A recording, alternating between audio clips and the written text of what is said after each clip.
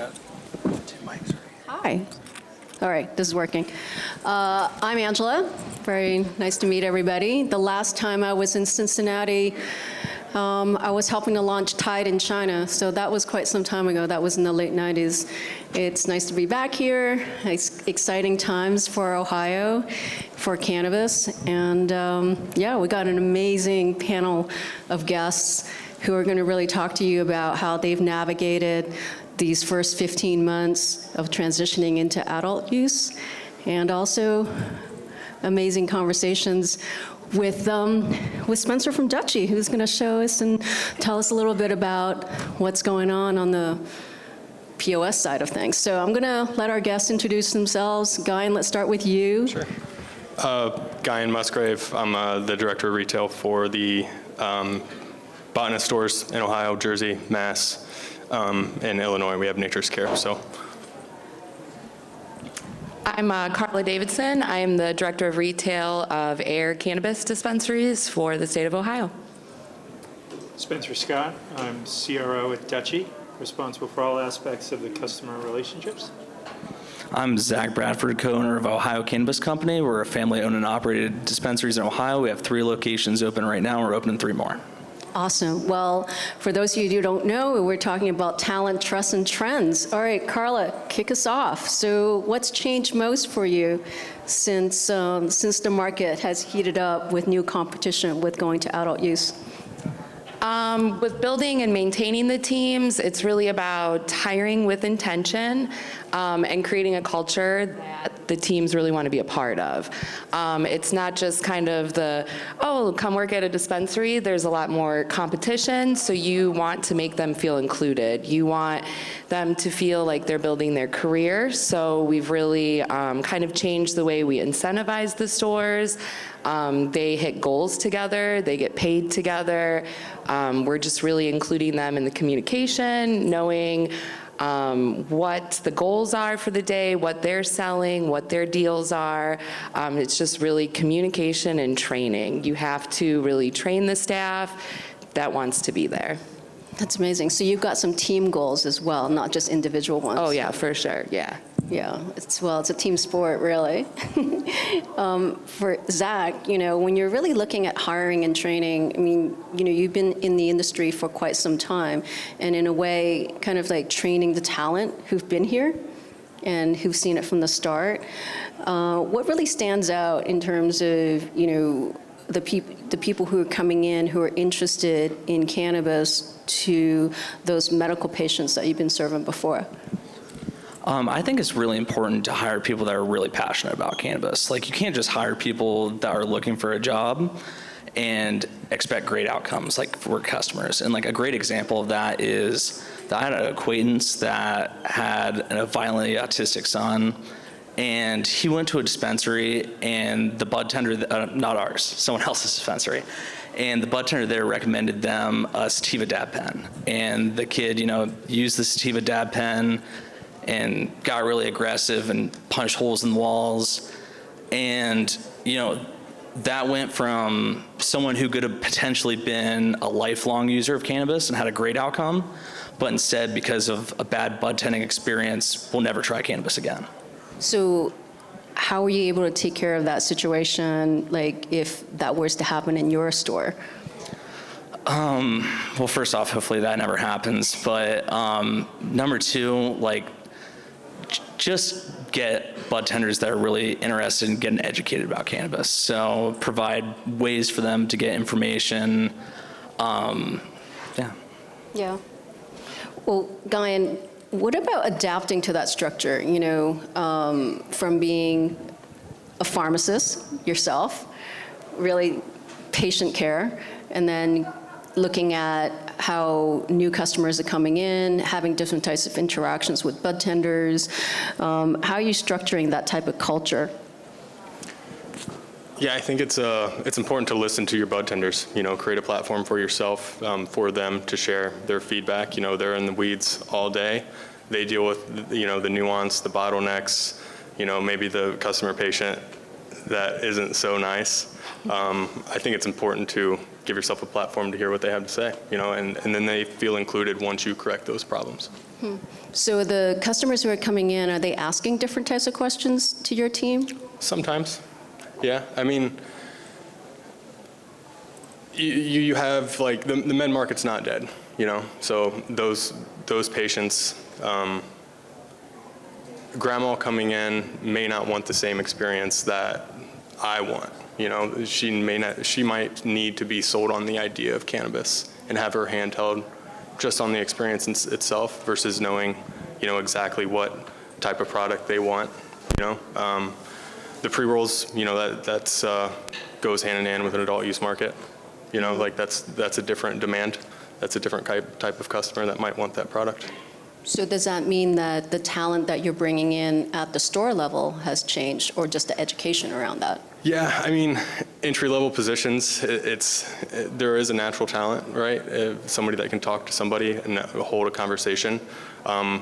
Absolutely, yes, we try to bring those people in, but I think beyond all of that, there's a foundation in training, you know, whether it's situational based or just observing, you know, if a store manager's watching interaction throughout the day and coaching them, not necessarily disciplining them, but, you know, coaching them on the interactions.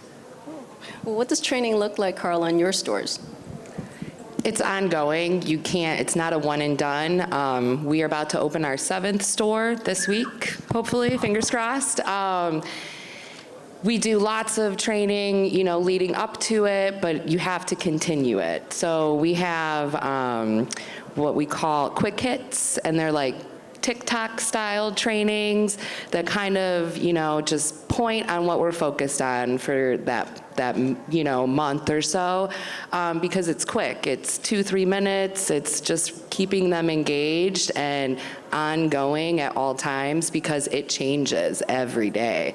You know, what we taught them maybe a year ago, the DCC has changed the regulation, and we have to reteach them something new.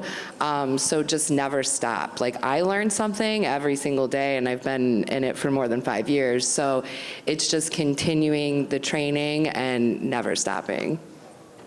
That's when you're working with different brands that are on different learning platforms, right? There are more than 3 out there, these learning platforms, but your bud tenders have to be conversant in all of them and trained through. So the training schedule must be pretty complex. And that's why you make them quick, that they can do, you know, in between customers or during downtime, that it's their focus, where they're not looking around gossiping or starting problems. It's here, focus on this. Did you do your quick hits? And kind of No, focus they on should that. be asking customers for those Google reviews. Right, yeah, that too, yeah. For sure.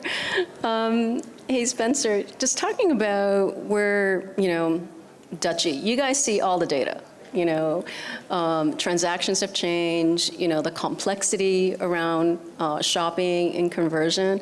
How might some of the things that you guys have created to develop more seamless transactions, to actually make it easier for retailers to really work with the volume and the complexity that's coming in? So I'd say there's 2 sides of it, kind of playing off of what you were saying. We try and make it so that all the new things that we're bringing to the customers integrate as seamlessly into the back office as possible. And every time you got to write a new SOP or do new training, that's not helpful to anybody. So we do want to make it easy to use, make it easy for the bud tenders to understand. And part of that is, I think everyone across Dutchie goes into dispensaries fairly regularly. I have my local dispensary that lets me work there a few times a month. So like seeing the system and like understanding what the staff is going through is incredibly important. And then the flip side of that is making, you know, we talk about trust, is making it easy for the consumer, right? So not having these huge step function changes that are happening, you know, to the consumer and their experience. And one of the easiest ones that I look at is, I think, if you just look at retail in general, you know, I hear often from owners and from marketers about how they want to build rocket ships, make their websites look very different, build complicated apps. And then I just say, go to Total Wine, go to Target, go to Amazon, go to any retailer that's been doing this for a few years, and you're going to see they all look the same. And the reason they all look the same is because they know it converts. So you've got to be very careful about how far from the norm that you go. And I think it's our job as a technology provider to bring simple tools from retail in general to our operators to make it easy for them to interact with their consumers. Yeah, because you're right. From a consumer standpoint, we don't, take off our normal consumer hat and going, oh, I'm shopping for cannabis, so I'm going to bring with me different types of shopping habits. You're going to want a seamless shopping experience. You're going to find what you want. So the retailers that provide the right menu mix at the kind of pricing that you want are going to be the ones that win. Now, since we're on the topic about trust, what about data integrity? I mean, you guys hold a lot of data for dispensaries, and you're seeing a lot of that come through. And this is not necessarily one of the questions that we were going to highlight, but I think that level of data integrity and making sure is going to hold up for, all of that first-party data. Yeah, and we are talking about consumers, but there's a big element to this of we work with a lot of publicly traded companies, so compliance, reporting to make sure the staff are doing the things that they should be doing, roles to make sure everyone has the right roles for what they're doing.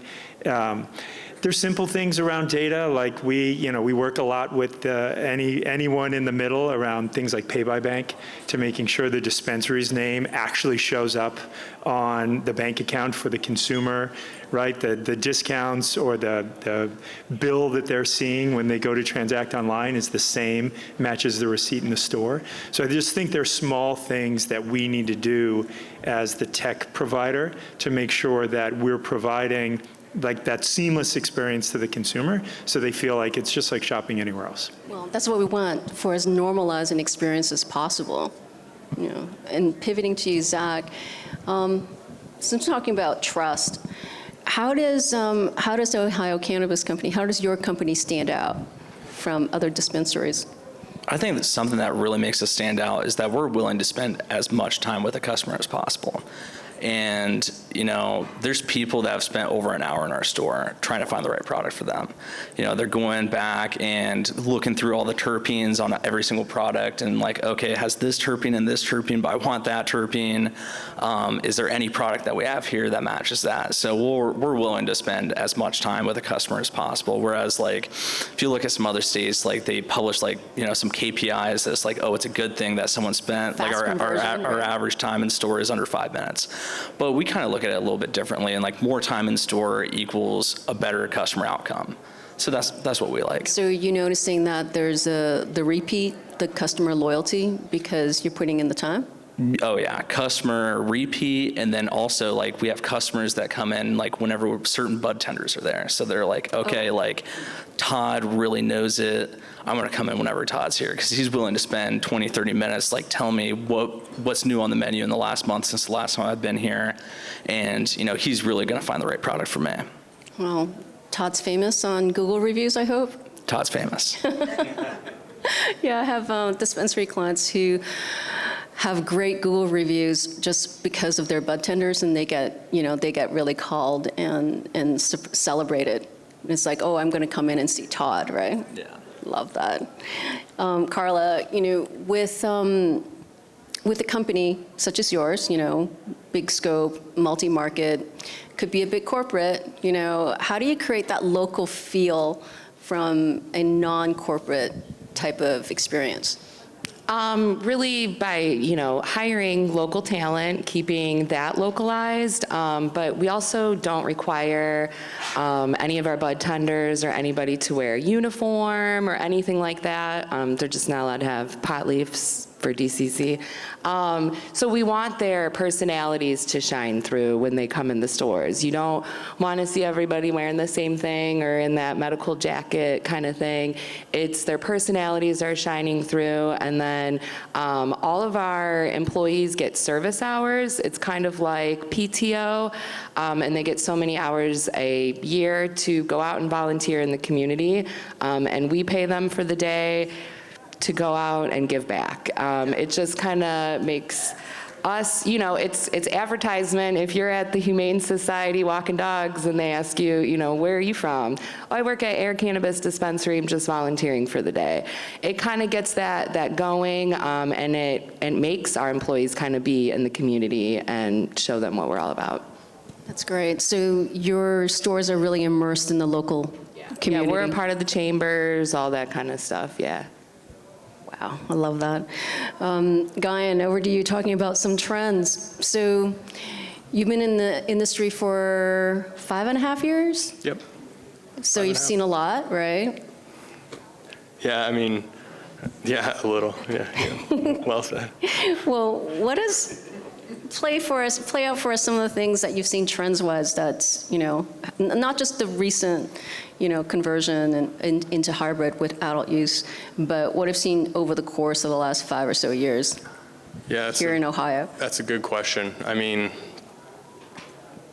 I think it's important to offer an experience that the consumer wants, whether or not that means a drive-through or, you know, place an online order. We can hit that 5-minute time, or maybe there's somebody that wants to have that 20, 30, 40-minute conversation and knows their bud tender by name. I think it's important that you have, I mean, we've definitely shifted focus and learned, you know, the best path, kind of maybe the hard way, right? Like at first it's medical, you know, you want to provide the education, you want to spend time with people. Not everybody wants that, you know? It's like, okay, let's get them in and out. And it's like, well, some people still want to have the conversation, you know?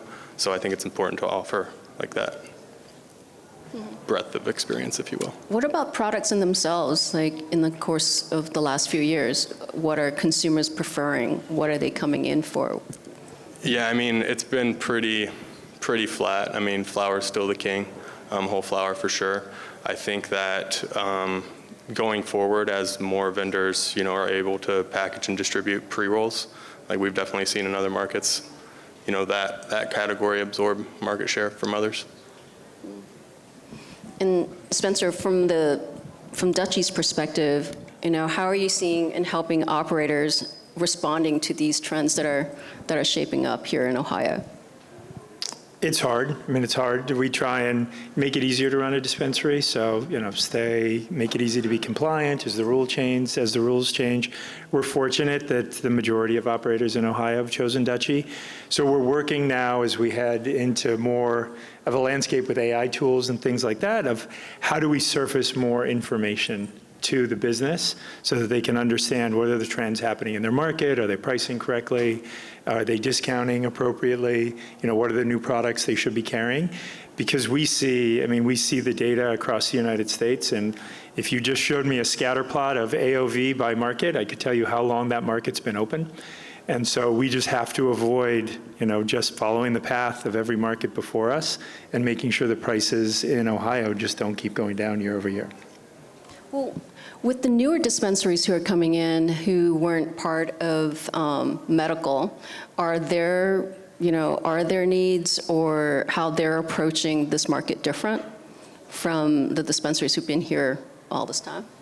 Yeah, I think that regrettably, they're winning market share. So as you know, has been described here, I think the medical operators formed relationships with their patients.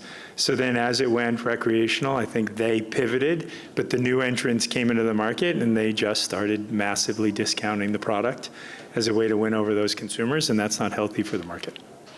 So we're working on surfacing tools to make sure that these new entrants understand that that's what they're doing, and then give the tools to our customers just in general to do better with retention, through marketing, through loyalty, through other programs, to build relationships with consumers as they're shopping online, and just don't make it about price for everybody. And I think there's some great advantages in Ohio, right? You've been successfully able to, and the legislator has done it for you, but you don't have weed maps. You don't have a bunch of these tools that kind of precipitate the race to the bottom, where the consumers can just look for the cheapest price, and you just have to maintain that. Like, keep direct relationships with your consumers, market to them, keep loyalty high, and don't follow the chase to the bottom from a pricing perspective. Yeah. Well, with that aspect about loyalty, what do you think?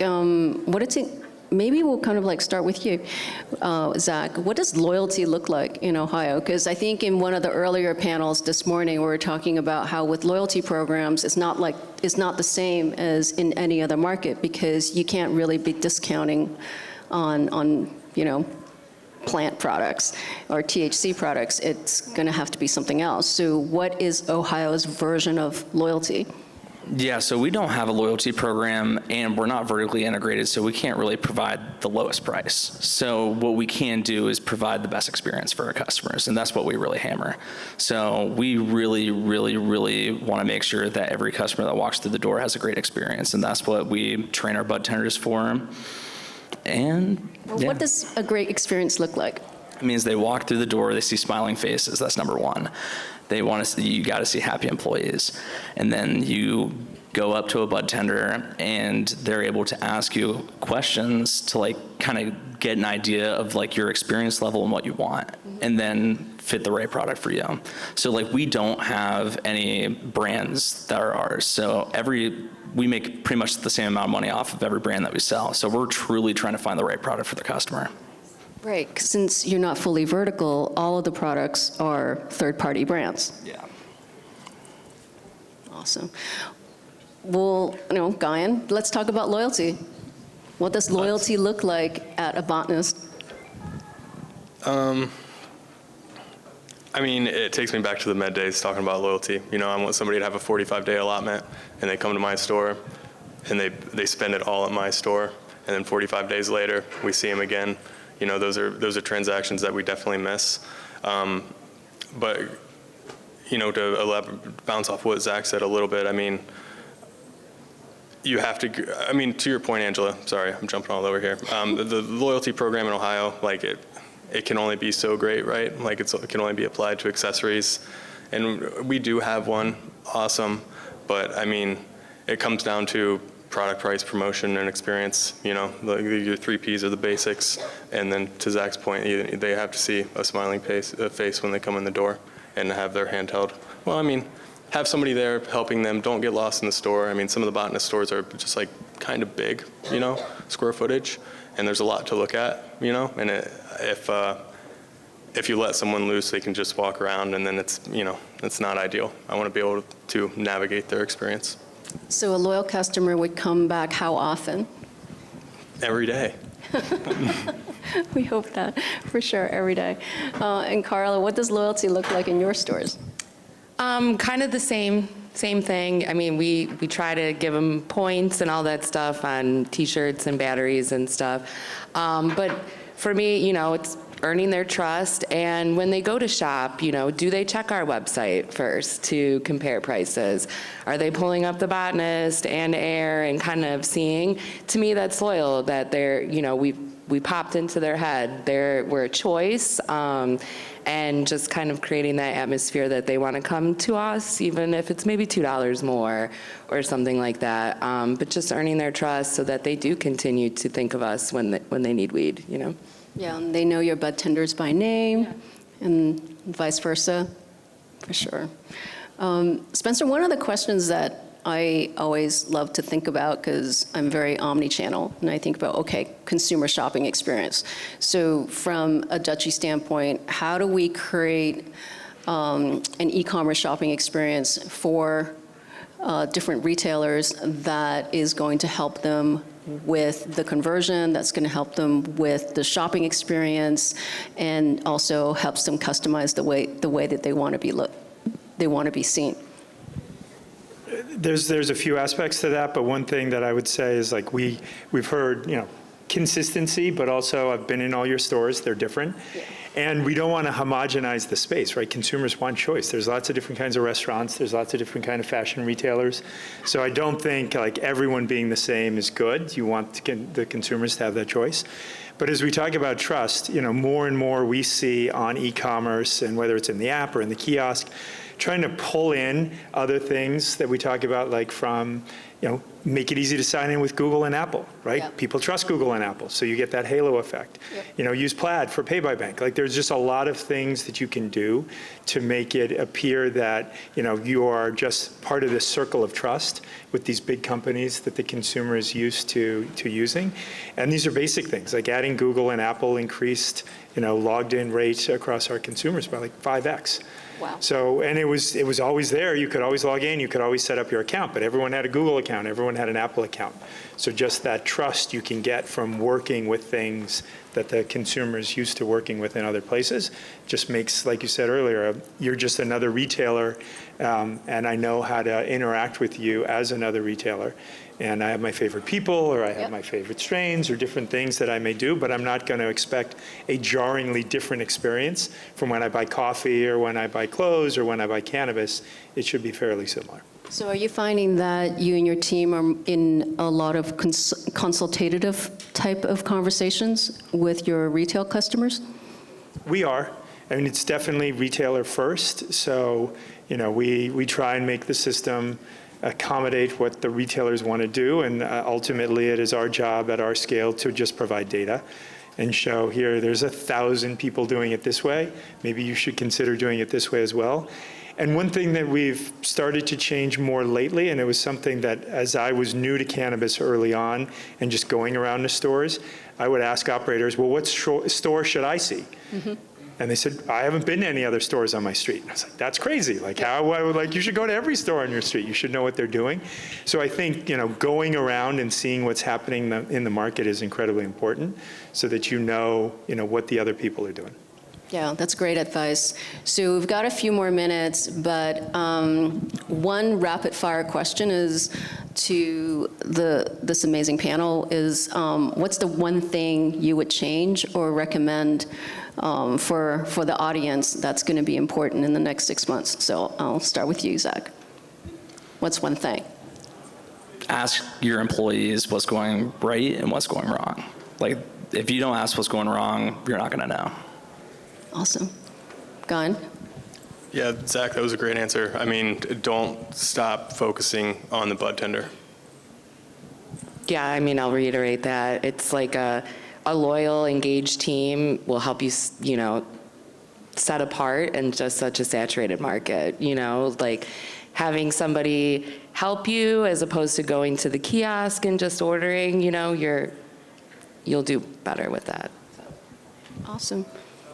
Well, I would just say if you band together, you can get a lot done, right? California got their, excise tax repealed or cut back.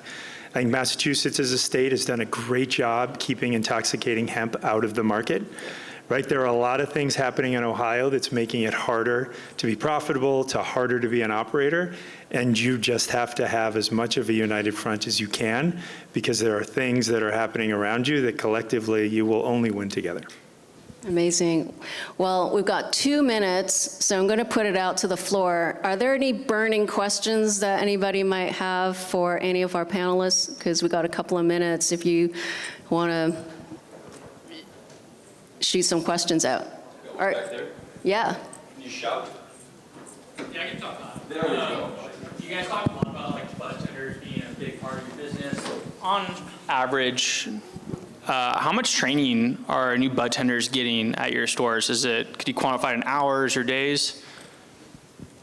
We do, a new bud tender goes through a rigorous 12-day new buds training to make sure that they are, in the systems, they're logged into Dutchie, they have access to their email, and then we do 30, 60, 90-day check-ins, and then it's continuous, monthly trainings for the team with their quick hits and styles like that. It's never ending.